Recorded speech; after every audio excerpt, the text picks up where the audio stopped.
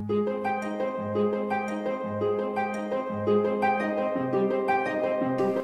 der fik mig til at vælge Greve Gymnasium, det var, at det virkede som et sted, hvor at der var lidt klogere mennesker, og det andet, det var CPH Vest, som jeg...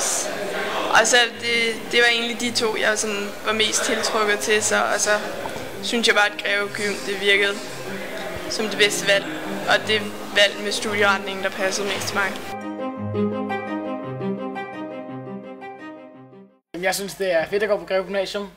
Jeg valgte Greve Gymnasium, fordi at det var det, jeg ville, og det var det, jeg kunne bruge mest til de uddannelser, jeg ville have. Altså, det åbnede meget mere uddannelse for mig, og personligt synes jeg selv, det var spildt af 10. klasse. Men så har jeg også, hvad kan man sige, forventninger fra mine forældre, fra min familie, at det skal være et gymnasium, jeg skal gå på. Men det er jeg nu ret glad for, det stadig er, for jeg synes, det er helt vildt fedt at gå på.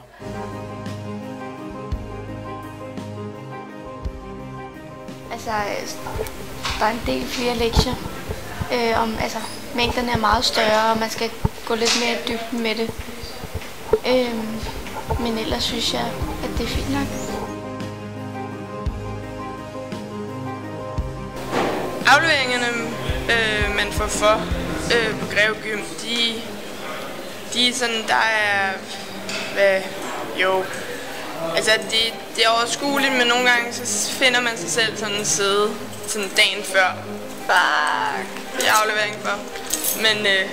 Men man får det som regel lavet, hvis man bare kan planlægge sin tid. Det er meget godt.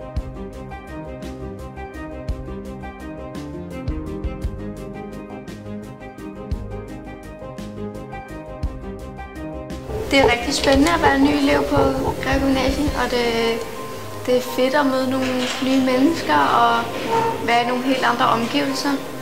Og ja, da man gik i folkeskole, der gik man der jo i 10 år, så man vendte sig ligesom meget til bare at være der. Så det er fedt at komme et helt nyt sted hen og møde nogle nye mennesker at kende. Jeg synes også, at vi har et helt vildt godt sammenhold her på Greve Gymnasium. Altså, det er slet ikke som i folkeskole med, at man er sådan meget separeret, men jeg synes, at både første, anden og tredje gearne holder rigtig meget sammen. Også da vi havde introfest, at både anden og tredje gearne var med os og festede, og det synes jeg var helt vildt fedt, så det er dejligt med sådan et godt fællesskab. Det er hårdt med lektier og afleveringer, men der er også plads til sjov.